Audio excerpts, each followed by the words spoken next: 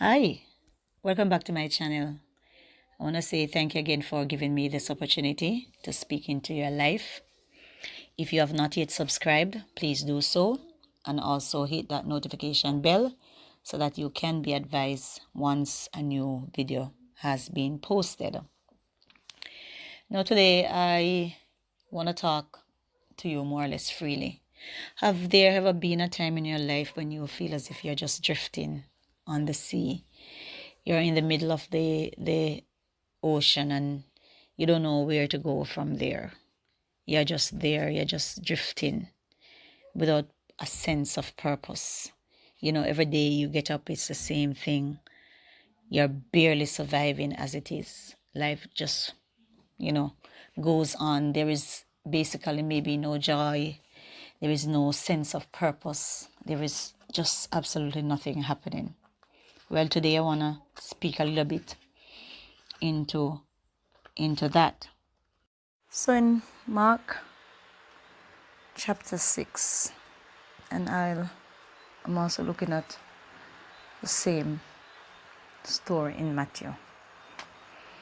So in Mark chapter 6, we see after the feeding of the 5,000 that Jesus constrain, compel, or insist that his disciples get into the boat and go over on the other side. He compelled them, he insists. Matthew said he made them get into the boat and to go over on the other side.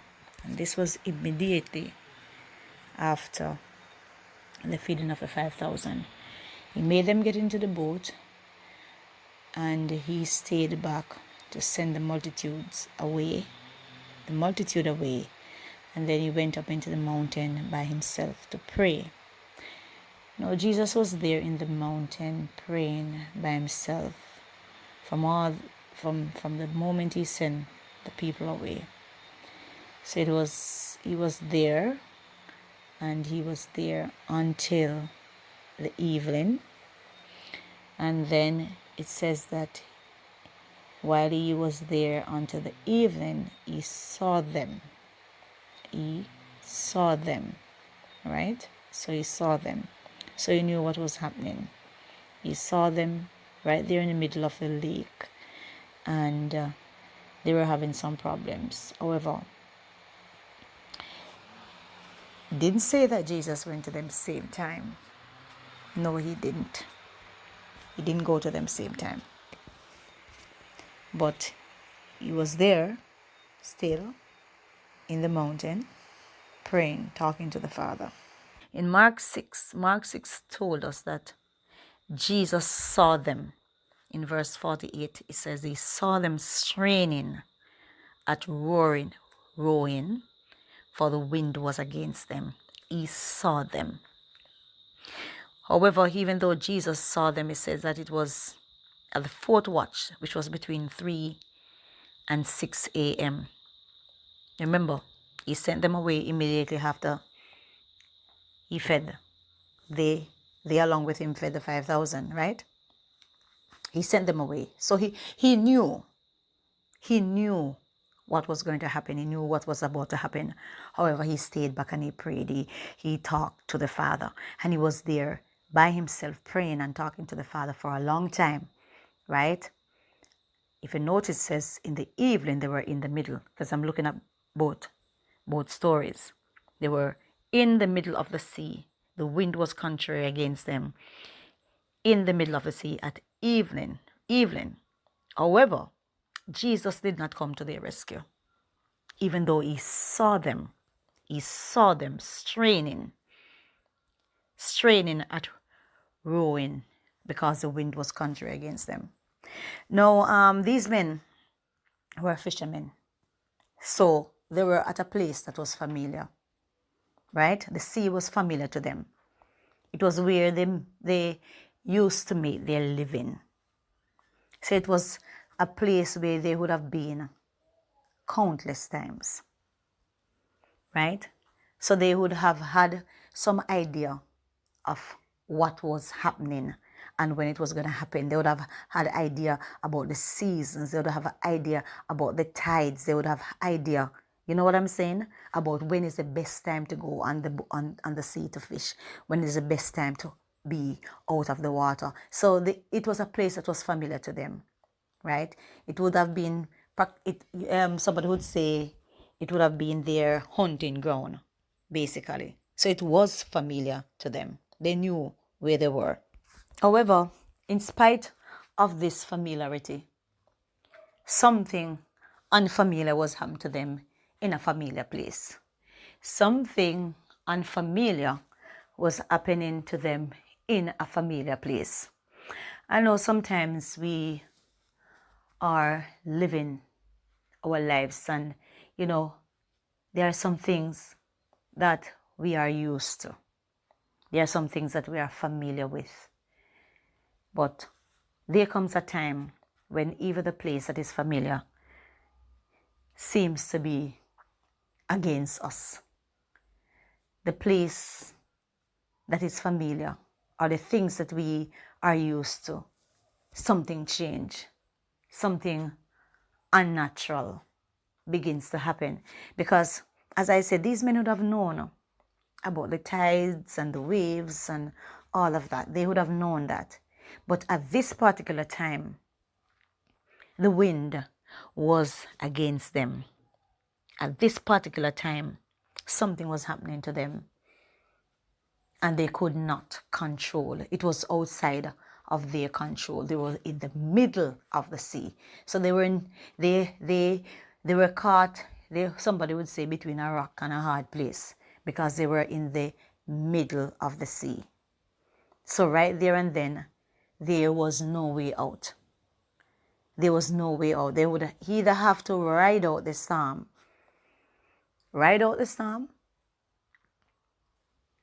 or in this case, maybe hope that Jesus would come to their rescue and get to them in time before something really bad happened. So right there and then, Jesus himself saw them. But it says that he did not come to them, or did not leave where he was, until between 3 a.m. and 6 a.m. 3 a.m. and 6 a.m. Between that time, he came to them. And he came to them also in an unfamiliar way, because here comes Jesus walking upon the water. Jesus came walking upon the water, the same water that was rising against them. The same circumstance that they were straining to get over, the same difficulty that it seems that they could not handle. Here comes Jesus walking upon the water, walking upon the circumstance, walking upon the difficulties, walking upon the waves, walking upon the rough sea. Jesus came to them walking upon the water. They could not understand it. They could not believe it. They could not grasp it, because guess what? Here they were in fear of their lives.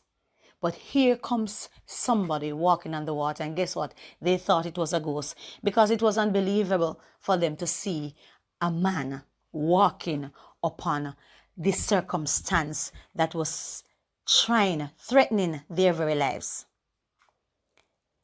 It was unbelievable to them to believe that Jesus had so much control over the elements, so much control over the problems, so much control over the situation, the circumstances, that he could walk on it. Here I am struggling in my fear. Here I am struggling in my situation. Here I am being overwhelmed, feeling threatened, despairing for life. But here comes Jesus, praise God, and he is walking on the water. He is walking on the water, the same circumstance that is threatening me, the same circumstance that is trying to keep me down, the same circumstance that is threatening to overpower and to overwhelm me. He can walk on it. He can walk on it. He can walk over it. He wasn't walking under it. He wasn't straining to walk on it. He was just walking on it. Praise God. Thank you, Jesus. So Jesus came to them and he was walking on the water. And it says in Mark and also in Luke that they thought it was a ghost. And so they cried out in fear. They cried out in fear. They cried out in fear because they thought that it was a ghost. They thought it was a ghost. But Jesus said to them, don't worry. Be of good cheer. It is I. Do not be afraid. It is I. Do not be afraid. It is I. Do not be afraid. But then in Matthew went a little further and it says that Peter saw Jesus and he said, Lord, if it is you, compel me to come. Or tell me to come. If it is you, Lord, tell me to come. And Jesus said, okay, come. Come. Peter had to take his eyes off the waves and to fix his eyes on Jesus. Jesus said, come. Step out of the boat. Come. Step out of the circumstances that is trying to overwhelm you. Come. Walk upon the circumstance that is threatening your life. Come. Walk upon the difficulties that life throws at you. Come. Come walk with me. Come walk with me upon the waters. Come walk with me upon your situation. I am bigger than your circumstances. I am bigger than your situation. I am bigger than your problems. Come walk with me. So Peter began to walk. Kept his eyes on Jesus. And he began to walk on the waters. He began to walk on the situation. He began to walk on the problems. He began to overcome. But then he took his eyes off Jesus. It says that he took his eyes off Jesus. And when he took his eyes off Jesus, he began to sink. He began to sink beneath the waves. The word said that when Peter had come out of the boat, he walked on the water to go to Jesus. But when he saw that the wind was boisterous, he was afraid, and beginning to sink, he cried out, saying, Lord, save me. So the first thing we notice that Peter acted in faith. He acted in faith when he fixed his eyes on Jesus. When Jesus told him to come, he acted in faith and he walked on the water. He walked on the water to go to Jesus. He was walking on the water. He was walking on his circumstances. He was walking on his circumstances. The moment Jesus says, come, Peter left the place of the familiar and stepped out in uncharted waters. He had never walked on water before. They had never seen anybody walking on water before. But yet here was Jesus doing it. No one in the history of man has ever walked on water. So while on the boat, Peter was comfortable because all Peter needed was his skill as a fisherman to survive. But once he stepped out on the water, it required faith in the one who said to him, come, in order for him to survive. In the boat, Peter had control somewhat on the water. It was something he has been used to all his life as a fisherman by trade. But when he steps out of the boat, he had no control. He was now exposed to the elements. The waves were crashing and the billows were rolling. But Jesus commanded him, come. Jesus was giving Peter an opportunity to experience dominion over the elements, to walk in the dominion that was given to man from the very beginning. Come. Come walk with me. Come. Walk on your circumstances. Come. Leave that which is familiar. Leave that which is familiar. Leave that which is comfortable. Come walk with me in uncharted waters. Come walk with me on the very thing that is trying to hold you down. Come walk with me on the very thing that is limiting you. Because guess what? They were in the middle of the sea. They had nowhere to go. They had to go through the wind. But they were rowing, but they were not making much headway because the wind was contrary against them. Come walk with me, even against the thing that is coming against you. Come walk with me, taking authority and control over that which is trying to prevent you from reaching your destination. Because their destination was not in the middle of the sea. Jesus commanded or compelled them to go over to the other side.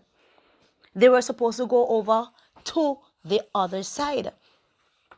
On the other side, something was waiting on them. On the other side, there were people who were waiting to be healed. On the other side, there were dead who needs to be raised. On the other side, there were those who lack sight, who need vision, who need their eyes open. On the other side, there were many who needed to be delivered. But in order for them to reach the other side, they have to go through the wind. They have to row on the sea. They have to pass through the sea and whatever the sea holds for them in order for them to go to the other side. Yes, they were coming from a place where blessings were running down as it is, because they just come out of a miraculous situation where bread was in abundance. It was limited at first, but with Jesus Christ, it was abundant, because guess what? Over 5,000 was fed. Over 5,000 was fed. 5,000 men were counted. The women and the children were not counted. Over 5,000 were fed, right? And they were fed by 5 loaves and 2 fishes, and yet they took up 12 baskets of leftovers. So it was a miracle. They were coming out of abundance. And yet here they were, walking immediately into difficulties, coming from a place of abundance, walking immediately into difficulty. And many times we pass through some season when we are blessed, we are rejoicing, we experience the miraculous, we experience the unnatural, the supernatural, however we want to say it, we experience it. And yet one step from there and we walk into something that, yes, it was familiar, but something else is happening here that you don't understand. Something else is happening here that you can't control. Something else is happening here that is trying to overwhelm you. Yes? So, they had to get to the other side. But the wind was contrary.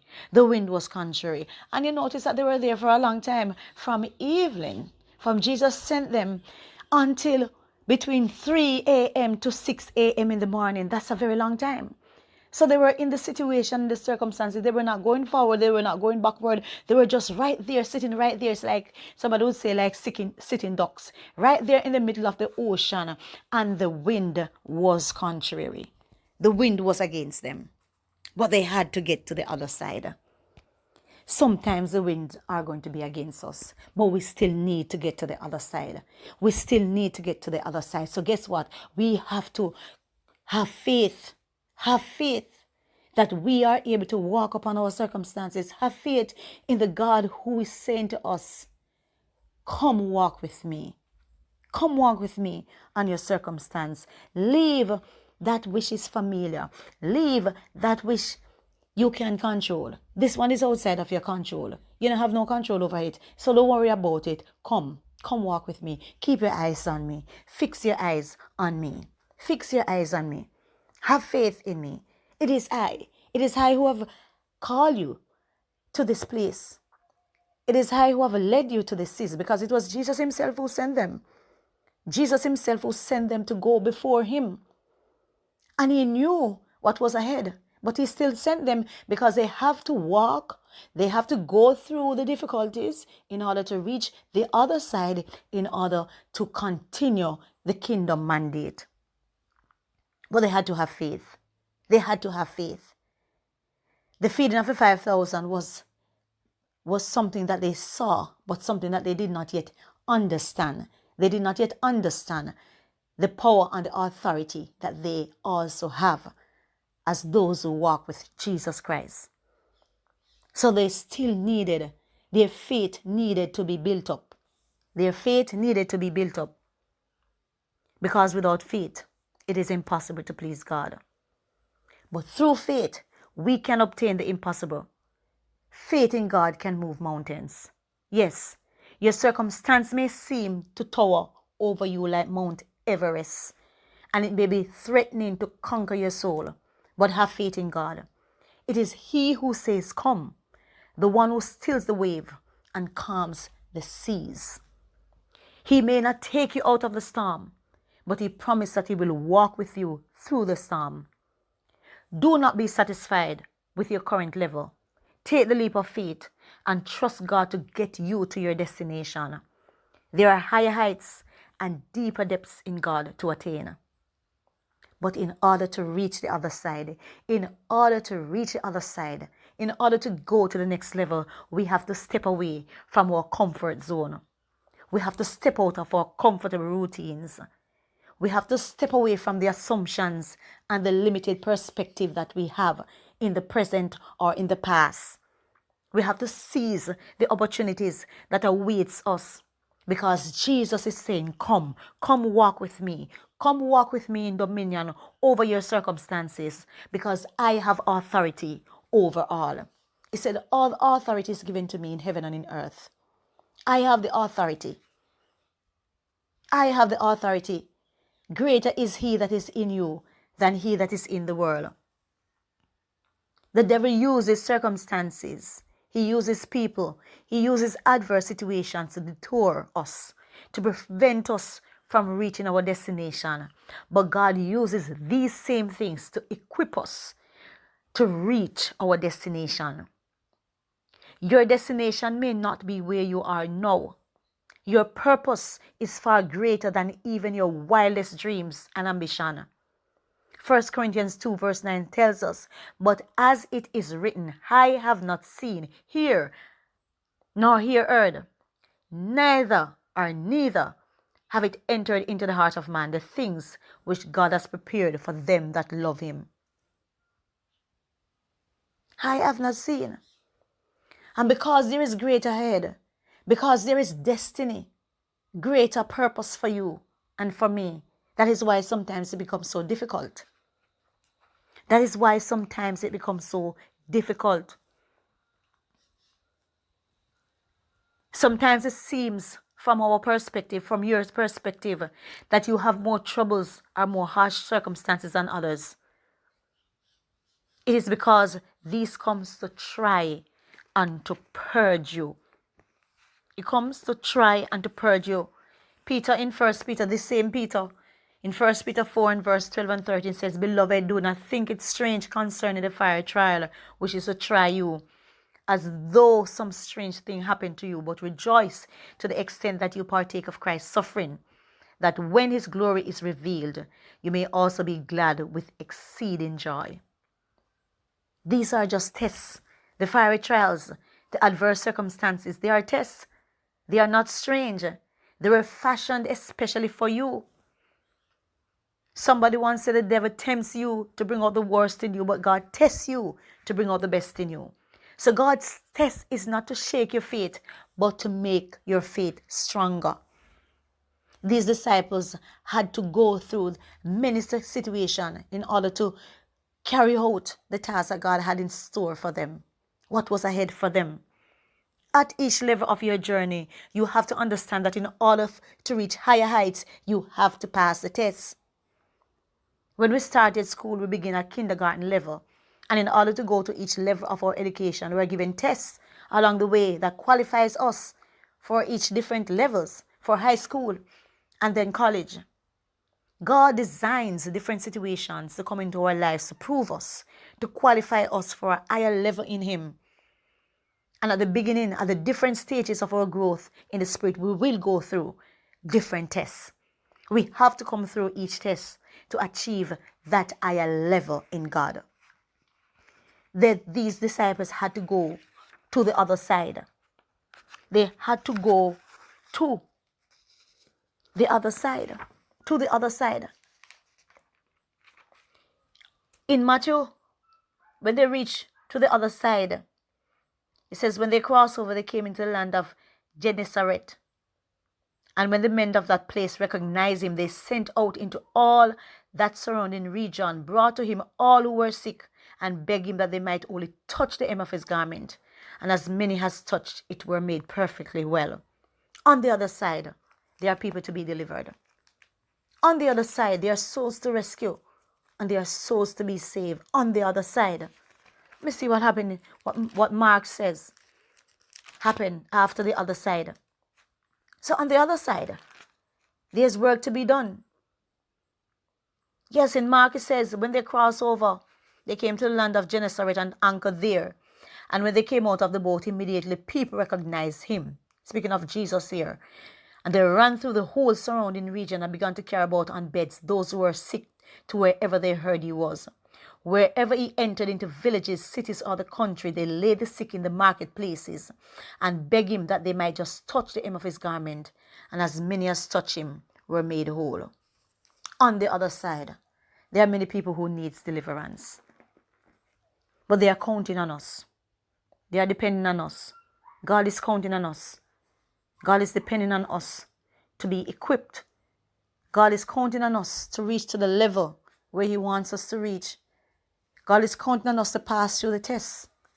God is counting on us to walk over our circumstances, to understand that he is bigger than our circumstances, to understand that he will come through for us, and he will come through walking in the very circumstances that are bothering us, that we are struggling with. God is counting on us to have faith in him, because without faith it is impossible to please him. God is counting on us to have faith in him so that we can move the mountains. Not only in our own situation, in our own life, but we can help to move the mountains out of our brothers and our sisters' life. God is counting on us because there is work to be done. The kingdom the kingdom's mandate must be carried out. The gospel must reach to the end of the world. We are his witnesses. We are his image bearers. And if Jesus can walk on the water, so can we. But in order for us to walk on the water, we have to pass through the rough seas. We have to pass through the storms. We have to go on the mountain tops. We have to go down in the valleys sometimes. We have to fight against the wind that is contrary to us. We have to walk on our circumstances. We have to allow Jesus to get into the boat with us. He came walking on the water to go to them. He came walking on the water to go to them. He came walking on the situation. In spite of the roadblocks that have been set up along the journey, you still have to press forward until your goal is in sight. Life has many twists and turns, and at times it seems to have little focus. But even when we stumble, we need not fear, for God has us in his grip. Defeat is not an option. Turning back is not an option. Your destination will be one of victory. It's not an option. We can't go back. We are in the middle. If we go back, it's going to take us the same amount of time to get back to where we started from as it would take us to get to our destination, basically, if you're looking at it from a natural perspective. From a spiritual perspective, it may not be that. Children of Israel would have been able to go to the promised land in just days. It took them 40 years. Days, but it took them 40 years. All because what? They lack faith and they lack trust in God. So as we are going through the season, we have to have faith, or it may take us a lot longer than God intended. Yes, it is God who determines the seasons. He's the one who sets times and seasons. And he has already been through the times, the seasons, the process that are allotted to us. And he knows our end with our beginning. We must always face forward in order to complete the walk of faith. We must always face forward to complete the walk of faith. Only then can we recognize Jesus. When we keep our eyes on him, only then can we be successful, because he leads us through the paths of righteousness. He leads us through the paths of righteousness for his name's sake. God is not concerned about our yesterdays. He's concerned about our tomorrows. He is in our todays, positioning us for all the tomorrows that we have ahead of us. So we have to face forward. Though they were in the middle of rowing, straining, they still have to go. They still have to go forward because they have to cross over to the other side. We have to cross over to the other side. You may be drifting right now on the sea, not knowing what is ahead of you.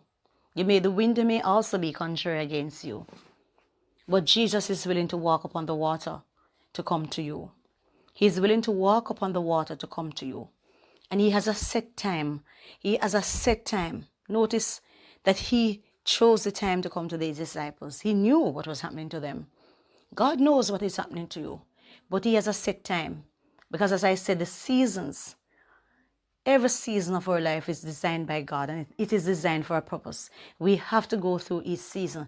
But sometimes, because of our lack of faith, we stay in the situation longer than God actually intended. But he has a set time. So God will come to you walking on the water in his set time for you. But you have to maintain your position. Keep rowing. Keep looking forward. Fix your eyes on Jesus. Songwriter said, turn your eyes upon Jesus. Look full in his wonderful face, and the things of earth will grow strangely dim in the light of his glory and grace. While we fix our eyes on Jesus, Jesus will come to us walking on the water, walking our circumstances. He will command us also to walk on the water. He will command us. He will give us the power and the authority to take command or to take authority over that which is trying to overwhelm us. And when we fix our eyes on him, we can also walk upon water.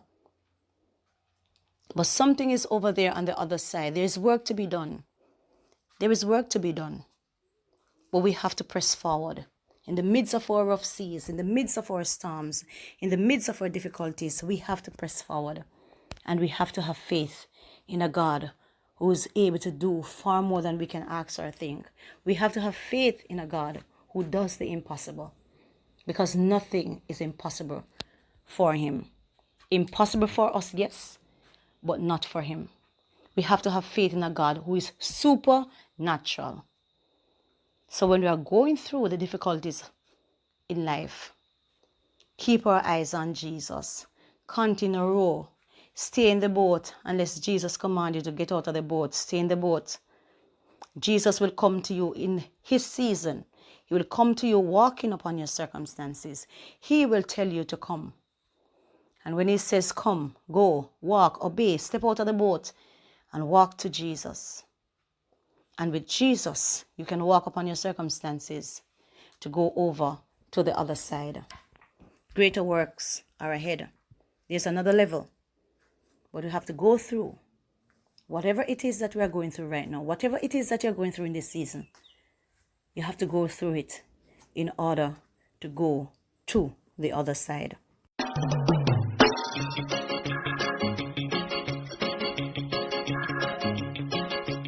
Come on, stand to your feet.